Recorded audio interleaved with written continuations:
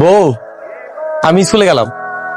এমন ভাবে কইতাছো মনে হয় স্কুলে পড়াইতে যাইতাছো। পড়াইতে না গেলেও কয়েকদিন পর কিন্তু আমি ঠিকই পড়াবো। আমি তো কখনো এই কথা শুনি নাই, স্কুলের কেরানি ছাত্রছাত্রী পড়ায়। তুমি হতাশ হয়ে না বউ, আমি বেশি দিন কেরানি থাকুন না। তারপর কি কেরানি থেকে এক ঠেলায় হেডমাস্টার হয়ে যাবা? এইসব বইলে আমরা স্মরণ দিতেছো কেন? করো কেরানির চাকরি, হেরাবার সরম।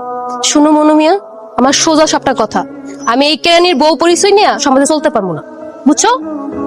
আমার কপাল তো আমার বাপিই খাইছে। শিক্ষিত পুলা দেখা কোনো কিছু যাচাই বাছাই না করে একটা কেরানির লগে আমার বিয়া দিছে।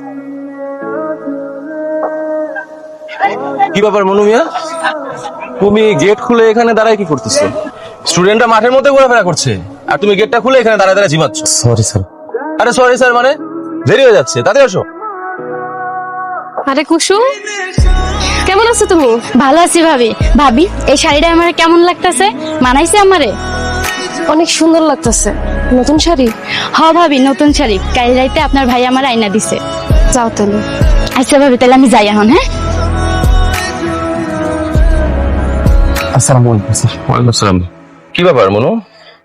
আমার কয়টা টাকা লাগতো স্যার, আমার কয়টা টাকা ধার দেবেন? বিয়ার পরে বোর্ডারে কিছু উপহার দেবো, সেটাও হইয়া ওঠে না। বুঝলাম।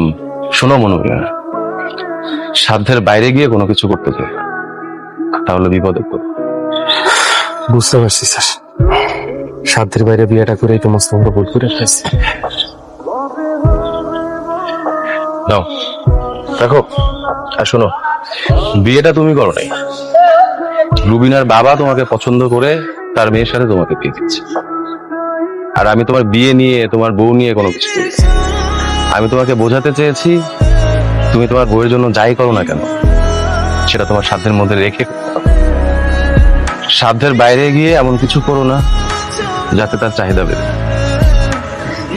এই যে দেখো, তোমার লাগে আমি কি আনছি।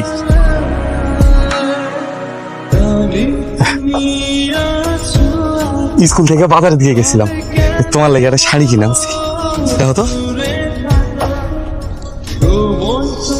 শাড়ি পছন্দ হয় না? শাড়ি কি পছন্দ হইব? তোমার পছন্দ আর রিক্সাওয়ালা কাদের পছন্দ তো একই। এমন করে কেন কইতাছো বউ? আজকে সকালে ওই রিক্সাওয়ালা কাদের বউ এই সেম শাড়ি পরে আমাকে বাড়িতে আইছে। আসলে হয়েছে কি বউ, বাজারে তো আর এই শাড়ি একটা না। এখন যদি কাদের তার বউয়ের লাগে সেম শাড়ি কিনে আনে, আমি কি করুম কও? বাজারে এই সেম শাড়ি কয়টা আছে ওইটা ব্যাপার না, ব্যাপারটা হইছে পছন্দের। আর তোমার পছন্দ একটা রিক্সাওয়ালার পছন্দ একই, এটাই প্রমাণ হইবে অকর্মা মানুষে ভাগ্যের দোষী। আসসালামু আলাইকুম স্যার। ওয়ালাইকুম আসসালাম। কি হয়েছে মনু? আমার শিক্ষকতা চাকরিটা কি হইব? দেখো মনু, এসব বিষয় তো আর আমার হাতে নেই। আমার বউ স্যার নিজের কেরানির বউ হিসেবে মাইনাই নিতে পারতেছে না। শিক্ষকতা চাকরিটা হইলে আমার সংসারটা হয়তো বাঁচবো। দেখো মনু, আমার মনে হয় তোমাদের সমস্যাটা অন্য কোথাও। তুমি এবং তোমার স্ত্রীর মাঝে সম্পর্কটা ঠিকঠাক গড়ে উঠতে হবে। বড় লোকের মাইয়া কোনোদিন গরিবের বউ হয় না। আমার কপালটাই খারাপ। আমার তো মনে হয় স্যার, আমার শিক্ষকতা চাকরিটা হইলে আমার সংসারটা বাঁচবে। মনু মিয়া, মানুষের মন বড় আজব জিনিস, কখন কি চায় কেউ বুঝতে পারে না। কি মিয়ারা কথা কও না কেন? কি মনু মিয়া, কথা কও না কেন? আমার মাইয়ার ভরণ পোষণ দিতে পারবা না, তাহলে বিয়া করছিল কোন সাহসে? চাচা, আপনি তো সব যাই না শুনে বিয়া দিছেন। এই চুপ করছেন। চাচা, মুখে তালা দেন। আপনি যখন আপনার মায়েরে মনু ভাইয়ের লগে বিয়া দিছিলেন, তার তো রাজপ্রাসাদ ছিল না? সে আগেও যেমন ছিল এখনো তেমনই আছে। ভাবছিলাম শিক্ষিত পোলা, আমার মাইয়াটারে বিয়া দিছিলাম এই ভাইবা যে শিক্ষাগত যোগ্যতা আছে, হয়তোবা বিয়ার পরে ভালো কোনো ব্যবসা বাণিজ্য করবো না, এতে চাকরি করব না। যে কেরানি ছিল আগে, এখনো সেই কেরানি রয়ে গেছে।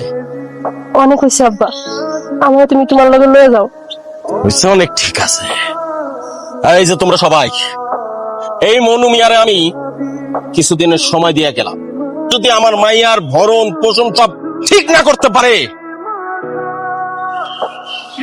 তাইলে এই মনু মিয়ার নামে আমি মামলা করব, মামলা